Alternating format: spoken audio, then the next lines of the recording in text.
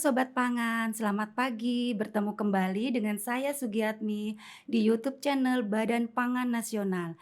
Tepatnya di podcast Beragam, Bergizi, Seimbang, dan Aman.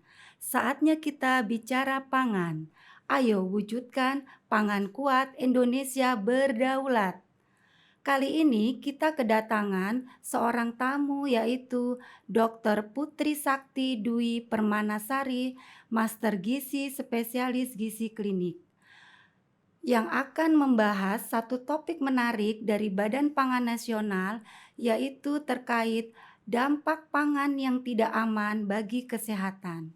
Selamat pagi, dokter. Selamat pagi, Ibu Ya, Sugi. bagaimana dokter? Sehat? Alhamdulillah sehat. Iya, pagi ini kita bincang-bincang ya dok, bincang-bincang santai terkait apa sih dampak pangan yang tidak aman itu terhadap kesehatan, Baik, seperti itu dok, ya kan? Karena pangan ini menjadi tanggung jawab semua ya dok ya, betul. baik pemerintah maupun masyarakat.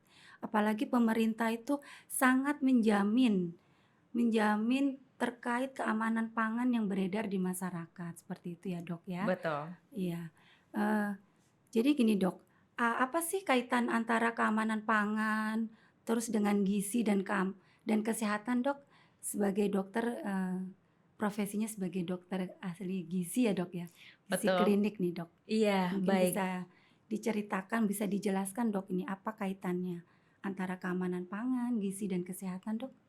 Baik, kalau kita membicarakan tentang keamanan pangan ya, keamanan Mhm, pangan ini kan tentu saja terutama berkaitan dengan makanan yang segar. mhm, Yang kita pikirkan yang pertama adalah bagaimana kualitas kandungan nutrisinya ini bisa terjaga dengan baik, Bu Sugi, oke. dan pastinya kita juga mempertimbangkan apakah ada, zat-zat asing lainnya nih yang Oh membahayakan. ya, cemaran-cemaran ya Dok? Cemaran, bisa jadi dia mikroorganisme seperti Mhm, virus, mhm. bakteri, jamur, Cemaran parasit, fisik, biologis juga ya, betul, Dok? iya, atau misalkan yang sering kita Mhm. dengar, ke arah adanya residu dari pestisida Oh, ya. atau bahan-bahan zat, beracun lainnya. Dan tentu Mhm, saja ini akan berkaitan sekali dengan gizi anak tersebut atau orang tersebut. mhm, Sedangkan kita mhm, tahu mhm, bahwa gizi itu menjadi salah mhm, satu pilar yang utama untuk menjaga mhm, kesehatan secara umum. mhm, Jadi mhm, kalau kita bisa menjaga, konsumsi kita terutama di keamanan pangannya Bu mhm, Sugi, mhm, harapannya adalah selain gizi kita terpenuhi dengan baik, mhm, maka kita juga akan meningkatkan kesehatan kita dan menjaga dari berbagai mhm. risiko penyakit yang ada. Oh, jadi kaitannya tuh sangat erat ya, Dok, ya, Sangat erat, antara betul. keamanan pangan itu juga artinya di dalam pangan yang aman itu akan terkandung gizi-gizi ya, Bu, ya. Betul, Kandungan gizi yang sangat dibutuhkan ya, Dok, untuk betul, pertumbuhan tubuh gitu ya, Dok, ya, betul. dan kesehatan ya, Dok, ya. Oke, terus gini, Dok, dari antara kaitan tersebut ya, Dok, ya, tentunya ada dampak ya, Dok, ya. Dampak dari pangan yang tidak aman itu apa sih, Dok, terhadap kesehatan itu, Dok? Mungkin bisa Baik. dijelaskan? Iya, tadi kalau kita ingat membicarakan tentang keamanan pangan ini kan ada Mhm, berbagai efek ya, mhm, misalkan ke arah kesehatan nih. Kalau mhm, misalkan kesehatan ya tentu saja dampaknya, kalau di anak-anak bisa jadi mhm, mengganggu di pertumbuhan perkembangannya juga. iya, Kemudian kalau kita di orang dewasa tentu saja resiko untuk mengalami berbagai penyakit akan besar. iya, Sesimpel atau sesederhana misalkan keracunan makanan, atau bisa mhm. memicu ke arah gangguan pencernaan, Oh, alergi gitu iya, ya, iya, atau bahkan jangka panjangnya misalkan ada zat-zat beracun. Ada mmm. istilahnya namanya zat-zat karsinogenik. Salah satunya misalkan sering Oh, kita dengar itu Bu, bisa menyebabkan formalin. kanker itu ya, Dok, ya? Bisa jangka Mhm. panjang kalau terus-menerus kita konsumsi, maka resiko kanker kita menjadi akan lebih besar. Itu dampak panjangnya ya, Dok, ya? Betul, Menyebabkan penyakit-penyakit kronis gitu ya, Dok, ya? betul salah Makanya satunya. sekarang itu banyak sekali ya, Dok, ya, penyakit-penyakit kronis seperti itu ya, yang tiba-tiba Betul. orang yang tampaknya misalnya sehat-sehat saja gitu kan, tanpa suatu gejala, tiba-tiba divonis nih, Dok, kanker sudah stadium 4 misalnya seperti itu, teman Betul, saya seperti itu, Dok. iya, Nah, itu mungkin juga bisa merupakan efek juga ya, Dok, ya, dari konsumsi pangan yang tidak aman itu ya, Dok? betul, karena kadang kan kita juga sering mendengar ya ada kasus-kasus misalkan, "Dok saya ini," padahal teman saya, kesehatannya sudah bagus Dok, Iya. gaya hidupnya makanannya sayur, segala macam Mhm, sudah mhm, terpenuhi, mhm, tapi mhm. mungkin bisa jadi kita masih terpapar zat-zat beracun tadi, atau Oh, keamanan pangannya ini belum terjaga dengan baik, sehingga hal ini iya. akan memicu gangguan kesehatan jangka panjang tanpa disadari. Mhm, mhm. Iya, iya. Jadi emang, apa namanya, kita harus sangat peduli ya, Dok, ya, Betul, terkait dengan pangan yang kita konsumsi. Itu tentunya harus aman ya, Dok, ya, seperti betul. itu. Terus ya, Dok, ya, selama ini gimana, Dok, pengalaman dokter ya sebagai dokter spesialis gizi klinik gitu ya, dalam menangani pasien gitu? Pasien yang mengalami, akibat tadi seperti dokter ceritakan ya, ada keracunan makanan, alergi atau infeksi makanan, bahkan penyakit yang didiagnosa dengan penyakit kronis tadi, Dok.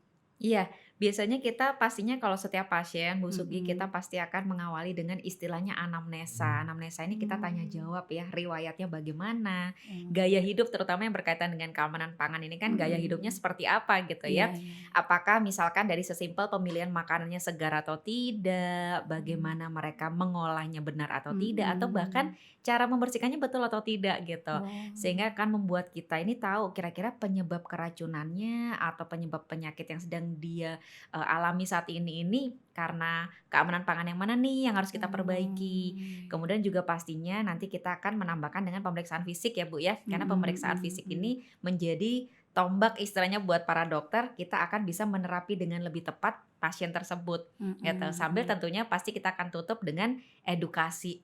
Mulai Mhm. bagaimana cara pemilihan, bagaimana cara penyimpanan yang tepat, Mhm. dan juga bagaimana pengolahan sampai akhirnya kita ini bisa mengonsumsi makanan yang keamanan pangannya bisa terjaga dengan baik, kualitasnya pun bisa kita jaga dengan baik untuk kesehatannya. Oh gitu ya, Dok, ya. Jadi memang untuk apa ya, untuk mendapatkan pangan yang aman itu ya, Dok, ya, itu semua tahapan itu memang harus kita ikutin ya, Dok, ya. Betul, Dari mulai pemilihan bahan pangannya, proses pengolahannya, gitu ya, penyimpanannya gitu ya, betul. Dok, sampai mengkonsumsinya ya, Dok, ya? Bahkan mencucinya pun harus kita perhatikan dengan Oh, baik, karena kan heeh, tadi ya heeh. bisa jadi ada, zat-zat asing, misalkan Mhm, zat-zat beracun mhm. seperti pestisida atau misalkan, formalin gitu ya, yang Iya, bisa kita bantu mengurangi atau meminimalisir dengan cara membersihkan yang tepat. mhm, oke, oke, Dok.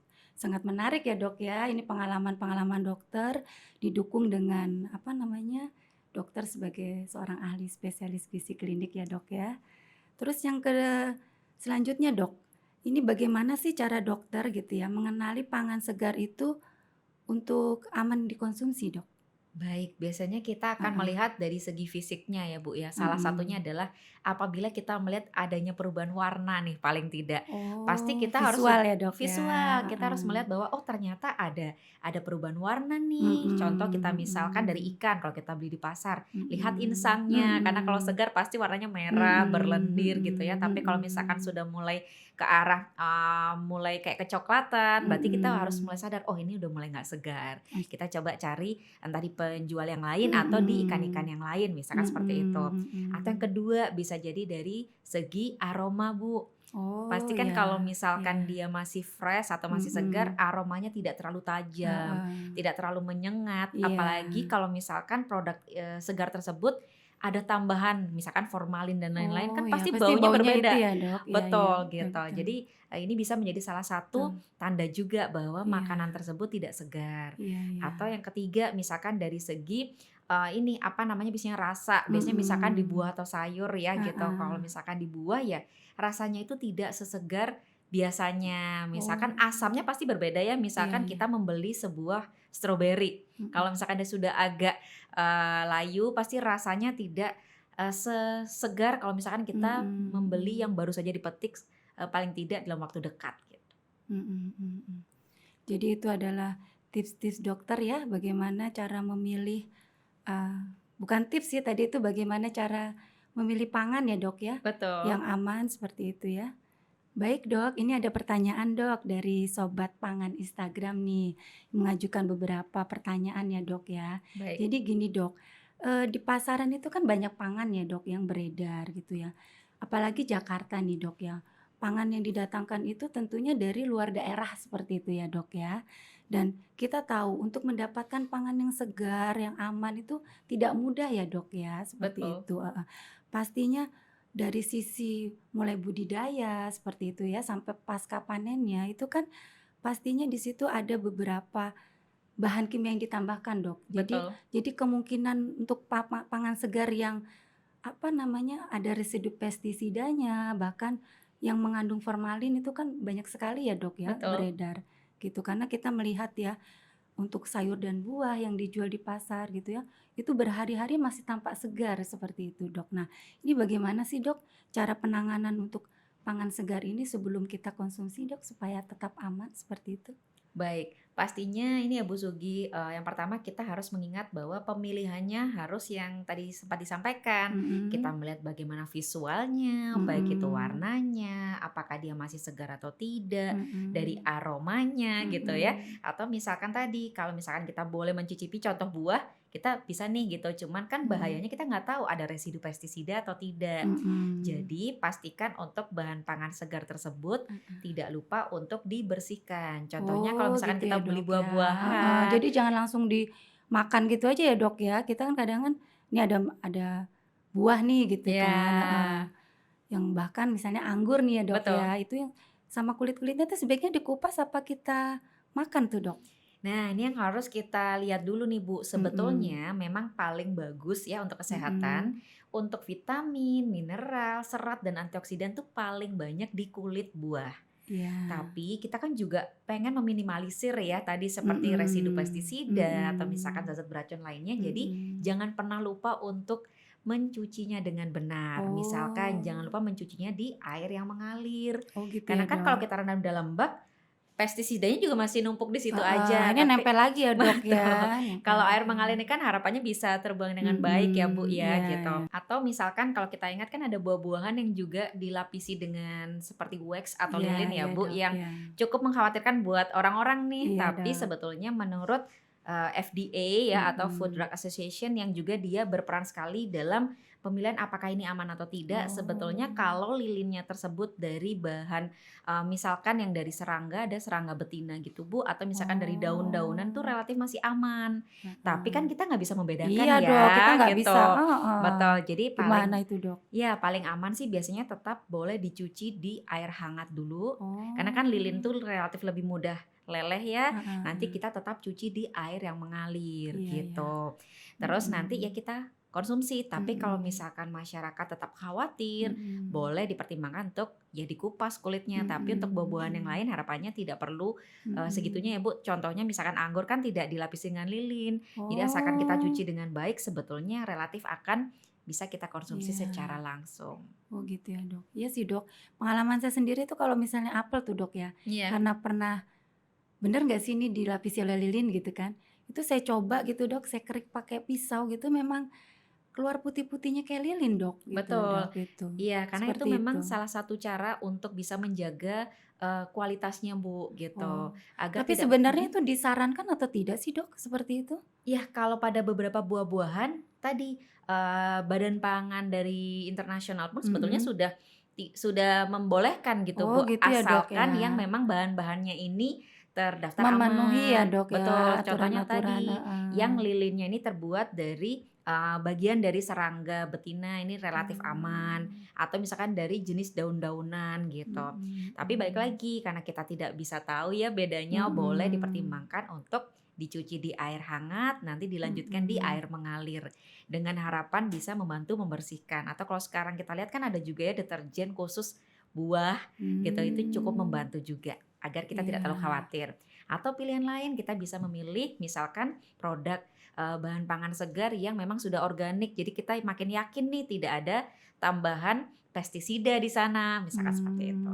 Oke oke. Itu adalah cara-cara ya, Dok, ya, cara-cara untuk mengurangi setidaknya ya, Dok, Betul, ya, salah satunya untuk pangan mengurangi. segar yang terindikasi mengandung residu pestisida atau Betul. formalin juga ya, Dok, ya.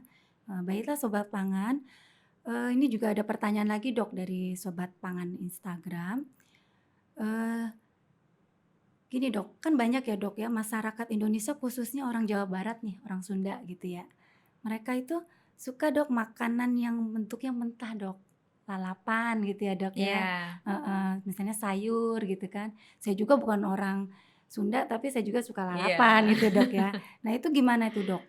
dari sisi keamanan pangannya gitu ya, untuk gizinya, kesehatannya itu bagus nggak Dok? Dampaknya gimana Dok gitu? Baik. Seperti itu? Iya, sebetulnya begini Bu Sugi, kalau kita membicarakan terkait dengan nutrisinya atau gizinya memang semakin rendah pemrosesan pasti nutrisinya makin terjaga Oh, iya secara gizi. Tapi iya, balik lagi kita juga harus mempertimbangkan keamanan pangannya. oke. Jadi kalau misalkan pengen lalapan memang paling bagus sih sebetulnya kita yakin bahwa lalapan tersebut atau salad Mhm. tersebut tuh sudah dicuci di air mengalir.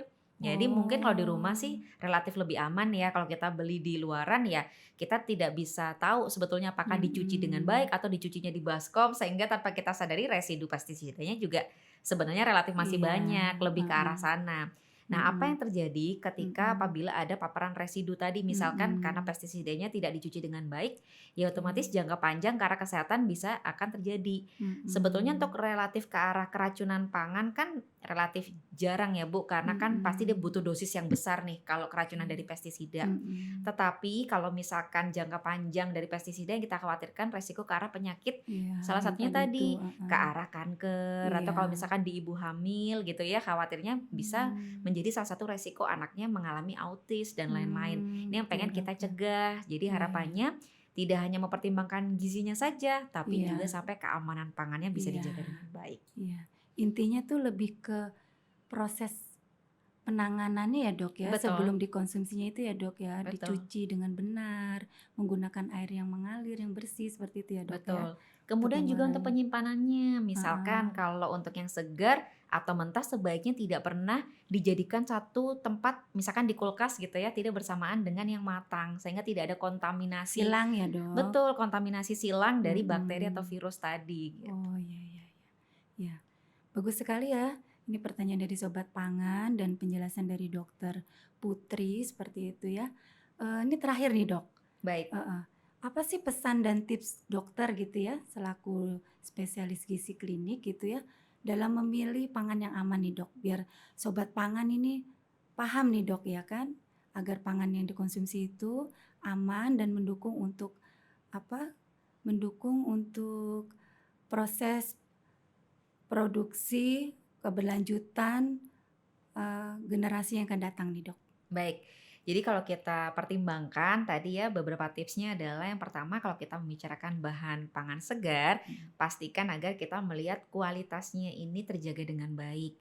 Paling mhm, mudah atau sederhananya kita melihat dari tampilannya ya, kemudian kita mhm, melihat dari aromanya atau mungkin mmm, rasanya itu akan membantu kita melihat ini segar atau tidak. Kemudian yang mhm, kedua juga pastikan untuk beberapa jenis bahan pangan segar ini dicuci dengan air mengalir, contohnya dengan untuk buah-buahan atau mmm, sayur sehingga residu pestisidanya bisa lumayan terkurangi iya gitu ya. iya, Kemudian misalkan bahan pangan usahakan agar tidak yang mengandung formalin.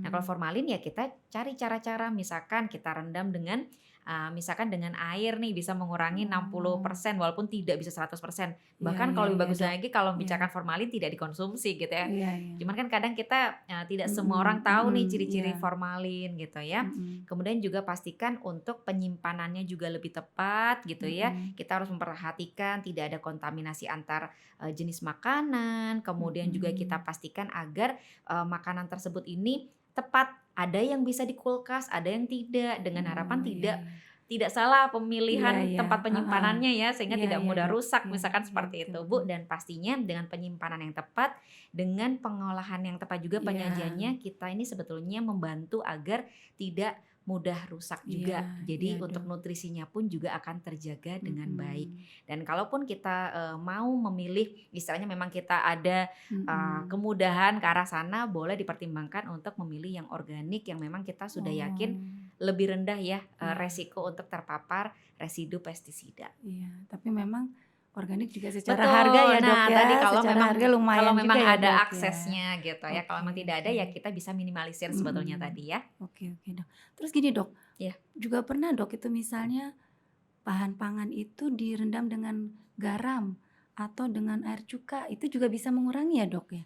Iya, memang ada beberapa yang, tips-tipsnya untuk formalin selain air tadi, yang Mhm, kedua kita merendamnya adalah dengan air garam. Dengan air garam itu bisa mmm, mengurangi, katanya ya, ini Mhm mhm. sekitar 80% kalau dari hasil Mmm. pemeriksaannya, Mhm tapi mhm mhm. tidak bisa 100% hilang.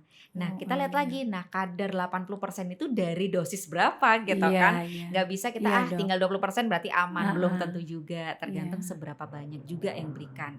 Mhm. Atau misalkan tadi, kalau misalkan untuk garam, ada Iya. juga perbandingan 10% garam dengan 90%-nya adalah air, atau kalau gampangnya 1 liter air, kita tambahkan sekitar 10 gram garam gitu Iya ya. Ini iya biasanya iya. membantu juga untuk Iya, Dok. mematikan bakteri atau bisa Iya. juga ke arah tadi Mhm. mengurangi Mhm residu dari mhm. pestisida. Mhm Tapi mhm. sekali lagi tidak bisa mengalahkan yang dengan air mengalir atau apabila kita Oh, iya iya. benar-benar mencucinya ditambah dengan deterjen yang memang Heeh. khusus untuk buah dan Iya sayur. iya.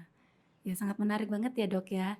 Terus Betul. pengalaman saya juga gini, Dok, kalau untuk yang bahan pangan yang dari ikan-ikanan gitu, Dok, ya. Saya itu setelah saya cuci gitu kan, itu saya kasih cuka, Dok. Kalau enggak saya Mmm. kasih perasan jeruk nipis gitu. Itu akan terlihat, Dok, nanti, eee, apa sih, rendaman sisanya itu memang kelihatan kental gitu ya, Dok, ya? Iya. Apa itu merupakan indikasi adanya formalin atau gimana ya, Dok, ya? Iya, Saya juga sebetulnya tidak sih, Bu, oh ya. Karena tidak kalau ya? misalkan itu kan karena di ikan itu kan memang ada Heeh. lendirnya ya. Sedangkan garam itu Oh. kan mengikat cairan Oh keluar, gitu jadi ya, belum lendirnya pun tentu jadi ya, belum tentu Dok, ya. sebetulnya. Oke Selama oke itu juga oke. biasanya akan ada aroma berbeda sih, Bu. Kalau misalkan ikan tersebut Oh, ada tambahan iya oke oke. zat-zat asingnya ya, Mhm pasti akan mhm berbeda. mhm mhm. Makanya penting untuk kita melihat kalau baunya sudah sangat menyengat, apalagi Heeh. sampai didatangin Oh, lalat, itu sebaiknya indikasinya tidak ya, dipilih. Dok? Salah Heeh, satunya. Atau oke kita lihat oke. tadi insangnya Udah nggak sesimpel itu. merah ya, Dok, ya? Betul, tidak Udah nggak merah, tidak merah. berlendir itu sudah jadi salah satu cara sudah tidak segan. Oh, iya iya. Terima kasih banyak, Dokter, Dengan atas senang hati. apa namanya, bincang-bincang kita ya. Mudah-mudahan ini memberikan edukasi bagi semua sobat pangan. Terima kasih Dokter Putri atas informasi tentang dampak pangan yang tidak aman bagi kesehatan. Mudah-mudahan ini memberikan informasi dan apa namanya, edukasi ya bagi masyarakat khususnya sobat pangan. Saya Sugiatmi mohon pamit undur diri dan sampai jumpa. Jangan lupa makan enak, Makan sehat, makan B2SA. beragam, Beragam, bergizi, bergizi, seimbang seimbang, dan dan aman. aman. Habiskan! Habiskan!